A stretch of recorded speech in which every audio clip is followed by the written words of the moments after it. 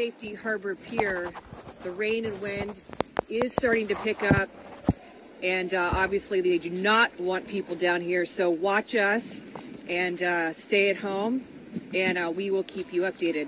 We're going to send it back to you. Thank you so much, Carson. I do want to just update our viewers. So many people are losing power left and right. TECO now telling us 51,000 people have lost power, with TECO and Duke Energy now announcing 11,000 homes without power. So more and more folks are getting their electricity cut from the winds. Let's go to Chief Meteorologist Dennis Phillips with the update on the latest track. What's going on? The latest advisory just came in, and we are now looking at a Category 2 hurricane. Downgraded from a 3, now to a 2. Now, here's something that's very interesting with that is, first of all, they just reported a 142-mile-an-hour wind gust in Naples in the last hour. And more than that, the water has gone up 4 feet in the last 30 minutes because they had the same thing that we did happen. All the water got pushed out. Now that the hurricane has passed their latitude, the winds have come around, and all of a sudden it's coming back in. So it's not a tsunami, as some folks have been talking about on social media, but it is a very rapid increase in the water as the winds turn around. But boy, let's not bury this lead here. Category 2 down 5 miles an hour. So what we believe is happening.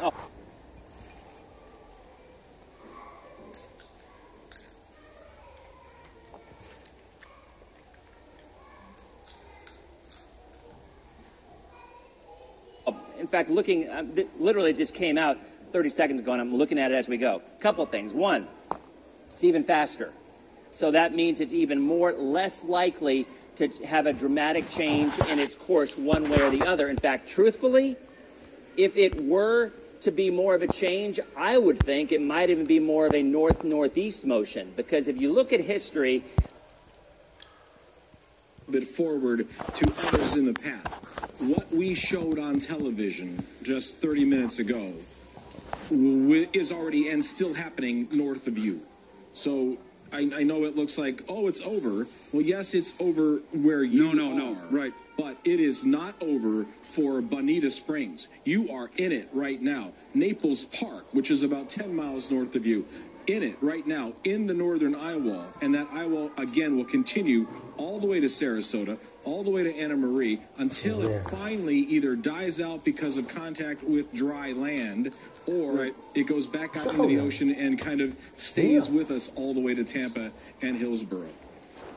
What is that car doing? Right, but it's about what you're choosing from, Chad, on that menu of suck that Hurricane Irma is bringing our way. I mean, you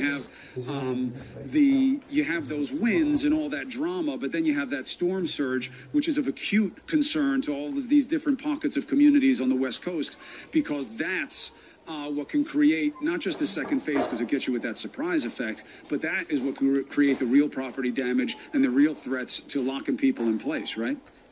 Absolutely. It's the water that will kill you. We call it a storm surge. What it is a flash flood, and it's a 15-foot flash flood that comes from the ocean, and clearly these people didn't know about it or don't know about it. Chris, I have a question for you. You have a cell phone on you, right? Your phone is working? Yeah, you know, my whole pocket is filled with water. Okay, that was a tough reminder, but thanks, Chad. Yeah, I do. Did you ever... What do you want to know? Did you ever today get an alert on your phone that said flash flood emergency in your area? It should have made a law. It should have made a law. No. Okay. My phone is not 100%, Chad, and not surprising because I've had it in my pocket during a hurricane. But I get it. We didn't get any alerts. Any of the people around us didn't get any flash flood alerts. If it weren't for you, I wouldn't have known what that was. To me, I would have thought it was the storm surge because that water came out of nowhere. But then you told me it was flash flood, and I don't want to have death by Escalade here. Yeah, I see. That was that standing water, and now it's gone almost as fast as it came. Now, my question to you is, how about the storm surge? Will that go as quickly as it comes? What are the factors that go into that? The surge will last as long as the water pushes it on land, and certainly that surge will be where you are, I believe. If you're only 5 feet above sea level, then you will be standing in water up to your waist, if not more. And I know you'll get out of there before that. But I would say that's going to last at least 3 to 4 hours. Now, we think about, because look how calm the water is other than the Cadillac just driving through it. That water that comes in is not going to be calm because it's going to be pushed by a gust of 110 miles per hour. So there will be waves on top of that 10-foot surge as soon as it gets into that downtown. And I don't have any contact with Marco Island right now. I have tried, I have looked, I haven't seen, because they would have already been seeing this surge. It would be there. It will be. It is there right now. I just don't know how bad it is. The same surge that we saw with Katrina, even though Katrina was only a Cat 3, Cat 4 almost at landfall. Because it was a Cat 5 for so long in its life, it built this surge. It built this bubble. This storm built a bubble, and now it is unleashing it. And, you know, Chris, I want you closer to a stairwell than that, because this can come very, very fast. You've never seen somebody my size move as quickly as I will if there's any wind that starts coming in any dramatic fashion. All right. A couple of things. You said that it'll be about 3 to 4 hours of that surge that they'll have to deal with before that starts to recede. That's an important function of time for people. We're starting to get some light rain here again. Ed Lavandera, we were just talking about that island. What's the name of the island again, Chad? Marco Island. Marco Island. Ed Lavandera, you were in touch with the police chief there. Have you heard from him? And if not, can you try to get in touch with them and try and get some update of what's going on Marco Island? We have been doing that, Chris. We've sent a couple of text messages. The last time I communicated with him, the eye of the storm, they were in the thick of it, and he had described that they were on backup radio power. They had lost power, no water, but then they were on backup using backup radios to communicate to the 80 first responders that had stayed behind and were riding out the storm there on that island. But since then, I have not heard back. I've sent him a couple of messages, hoping to hear back from him soon to kind of get it. Be able to withstand the worst of the storm, but obviously this is a very important time for them. That eye is a chance for them to kind of survey and work quickly to figure out what kind of damage and what kind of situation that they're in. So he's got much more important things to do right now. He will, I suspect, if he can, he will get back to us as quickly as possible. This is the scene here in downtown Naples. You can see what a chainsaw this storm was. We're about a couple hundred yards away from where we were reporting from just a little while ago. This is Cambier Park in downtown Naples, and you can just see how much devastation this hurricane has brought here through the Naples area. Of course, we're very limited. We don't have a lot of survey, so knowing that the back half of this storm is approaching, we can venture out as quickly as possible. Look at this palm tree here, just sawed in half and collapsing over. This is that area by the outdoor pavilion, kind of a concert area that I was talking about if you were watching over the course of the last few hours. And if you look back here, this is the pavilion and the tarp that was on top of this structure outside. I thought for sure this was going to come shredding apart in the winds that we experienced. But from what I can tell, for the most part, that held on. Obviously, the trees here in this park is simply another story. And given how long and how intense the winds were for the better part of 2 hours, the buildings that we're surrounded by, if we walk back this way, Chris, I can show you one of the, as we were standing out here reporting, part of the roof and the building that we were reporting from came flying off. This was, one of the tiles, the Spanish tile.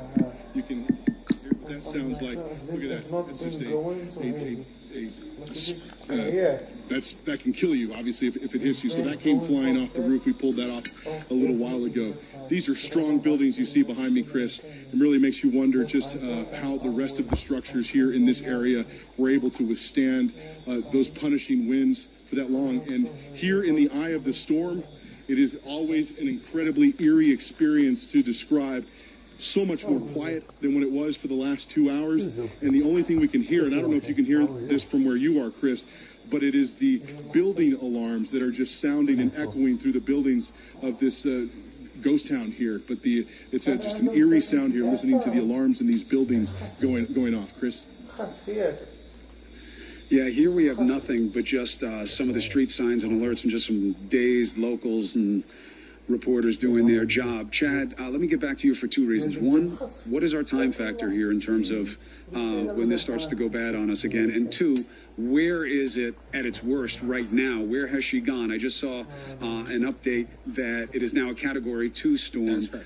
Where is it? What's going on there? And what's our timing? Interesting that it's a Category 2 at 110 miles per hour, and you just had a wind gust to 141. That shouldn't really, those two things shouldn't go together, but we'll let it go from there. The storm is losing intensity because it did just make landfall over you, and it's not over land, over water anymore. It's not going to gain strength any longer. This is going to start to disintegrate, and that is great news for Fort Myers, although you're going to be in the eye very, very soon. Also, good news for Tampa, St. Pete, Pinellas, all the areas up there, going to see a lesser storm than if it was just slightly offshore, still in the warm water of the Gulf of Mexico. So we take it along the west coast of Florida. Damage, no question about it, 100-mile-per-hour winds into Sarasota, all the way up the coast, all the way to the bridge, which is now closed. You cannot get anywhere from Sand Key back down to the south. Can't get to Sarasota there. You have to go around, but please do not go outside. Here comes the storm right there. The center of the eye, just north of Marco, just north of Tampa right now, or just north of Naples right now, and that's going to continue for the rest of the day to move north at 12 miles per hour. So Fort Myers, Punta Gorda, Port Charlotte, you're in it next. This is what's going to get hit next, and I'm still going to go with 120 miles per hour for a gust, even though the Hurricane Center says 110 sustained. What I saw there was 130, and what the weather reporting weather vane saw at the airport said 141. So we're going to go still that this is a very strong storm. So from Punta Gorda to Venice to Sarasota,